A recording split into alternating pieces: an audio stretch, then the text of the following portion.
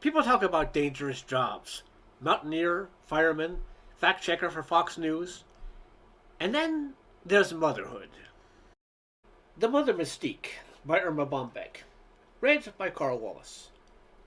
An 11-year-old girl once wrote, Mrs. Bombeck, I do not understand mothers. How come my mom can hit anyone anywhere in the house at any distance with a shoe? How can she show without turning her head in the car that I'm making faces at my brother in the back seat? How can she be watching TV in the living room and know that I'm sneaking cookies in the kitchen? Some of my friends also don't understand moms. They want to know how she can tell just by looking at them that they had a hot dog and 3 Cokes before they came home from school for dinner. Or when they're going to lose the sweater they hate. We think it's spooky the way the phone rings before we even pick it up. She says, 5 minutes. We all agree no one in the world has supervision, super hearing, or can smell quite like a mother. One guy said he had a piece of bubblegum once wrapped in foil in his shoe, and his mom said, let's have the gum.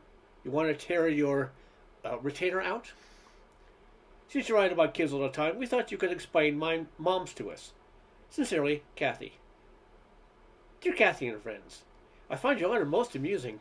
You make motherhood it sound like Gene Dixon on a good day. Sit up, dear, and don't hold this book so close to your face. You'll ruin your eyes. Actually, there's no mistake at all to being a mother. We all started as normal, average little children like yourself, who grew up and developed the usual X-ray vision, 2 eyes in the back of our head, bionic hearing, and olfactory senses that are sharpened by wet gym shoes. Don't ask what olfactory is. Look it up in the dictionary. Mothers never considered any of these senses a bonus. We call them instincts for survival. Without them, we'd be mortal and vulnerable. Don't make such a face. You'll freeze that way, and then where will you be? Someday when your motherhood genes develop, you too will know when someone is in the refrigerator, even though you're at a PTA meeting. You'll know shoes are wet and muddy when you can't even find them. Mothers are just normal people, really.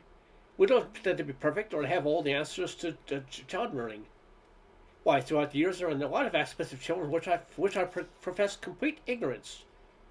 For example, who is I don't know? Ever since I can remember, our home has harbored a 4th child. I don't know. Everyone sees him but me. All I know is he's rotten. Who left the front door open? I don't know. Who let the soap melt down the drain? I don't know. Who ate the banana was saving for the cake? I don't know. Frankly, I don't know. It's driving me nuts. He's lost 2 umbrellas, 4 pairs of boots, and a bicycle. He has 13 books overdue from the library, hasn't brought home a paper from school in 3 years, and once left a thermos of milk in the car for 3 weeks. The other day the phone rang. Ran from my mailbox, cut my leg, tore off a fingernail on the door, and got the phone just in time to see my son hanging up. Who was it? I asked breathlessly. I don't know. He hung up. When I told my neighbor about it, she said, cheer up. I've had an invisible child for years. What's his name? Nobody. Is he rotten? He makes Dennis the Menace look like a statue. He cracked the top of an heirloom candy dish, just the paper for anyone who gets to read it. Once I was driving the carpool, he nearly knocked me senseless with a ball bat. Ha, I said bitterly. You should have seen I don't know. He left 13 lights burning on it when he was out. I don't know how much longer I can stand it. This morning at breakfast I said to my husband, who wants liver for dinner this evening? He looked up and said, I don't care.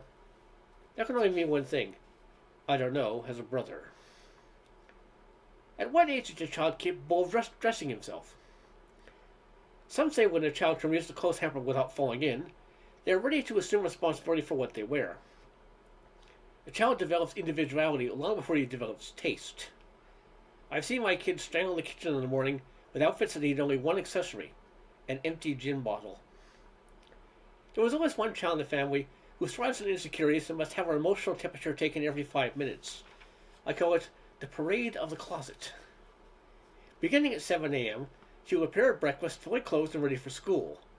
Before the cereal has stopped exploding in the bowl, she disappears to her room and is in another complete outfit. 4 words from her mother, you look nice today. She's off again to her bedroom in tears for still another complete change. She wears the same musical clothes until she runs out of clothes, the bus leaves, her mother is institutionalized, whichever comes first. There was always a kid who has an aversion to clean clothes. He's allergic to creases in trousers, socks that have soft shoes, underwear that is folded, and sweaters you can sniff without passing out. He's a child who always applauds the ring around the collar commercials. The opposite is the youngster who neither desires what is in his closet nor what is in the dirty clothes hamper. He wants what has to be ironed. I've always said if I had nothing in my iron bag but a diaper, they could wear a top hat and go to school dressed as a New Year. Last year we allowed our children to pack their own suitcases for our vacation. One wore a baseball cap and a pair of brown corduroys for an entire week. We told everyone he had brain surgery. Another one bought one coat, an old army coat belonging to his father. He looked like a deserter from the other side. The other one packed one pair of shoes, a red, blue, and white pair of sneakers with stars. The only time he didn't look out of place was under a basket in a coliseum. Last week, all three of my children looked worse than usual as they headed for the door. Why do you all look so rotten today? I asked. You in a school play or something? No, we're having our class pictures taken. It figures. Haven't I always loved what's his name best? Uma starts thinking of a name for her baby the moment she knows she's carrying one. She will write it out, say it aloud, try it on her friends, and embroider it on little shirts. When the baby is born, she will whisper her name softly in their ear, write dozens of announcements, and file it in the courthouse records. A few years and a few kids later, she can't remember who you are.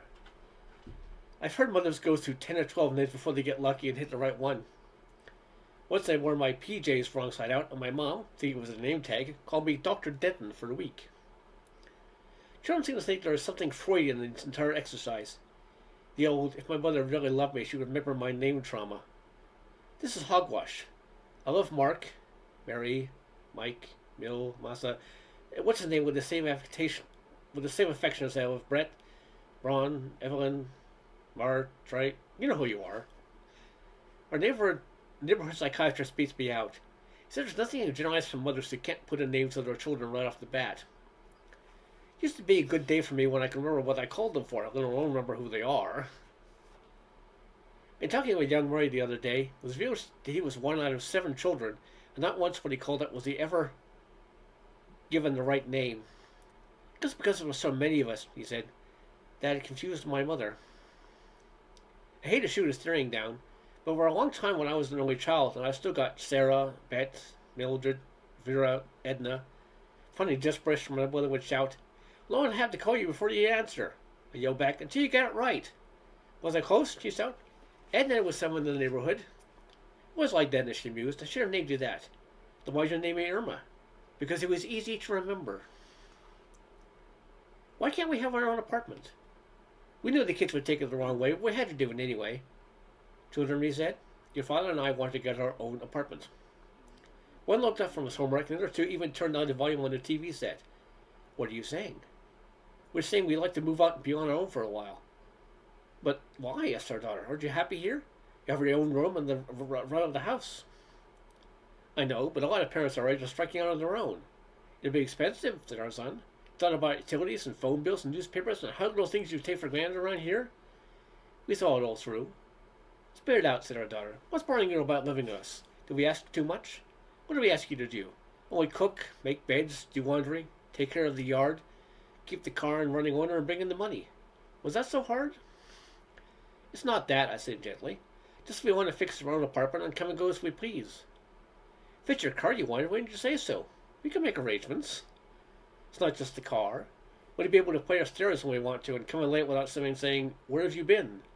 And invite people over without other people hanging over eating our tip dip. What will you do for furniture? We don't need all that much. We'll take a few small appliances, some linens, our bedroom suite, the typewriter, the luggage, the card table and chairs, the old TV you never used, and some pots and pans and a few tables and chairs. You call every day? We nodded. As I headed for the car, I heard one son whisper sadly, wait till they get their first utility bill. They'll be back. Is there a life after mine?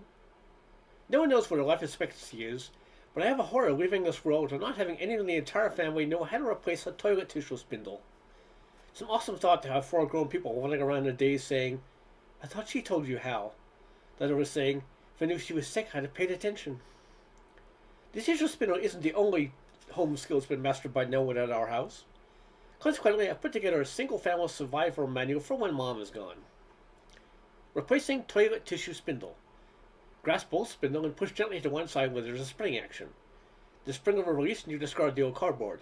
Slip on new roll and insert one end of the spindle into the spring action side and listen for a click into place. Washing toothpaste offside the wash bowl.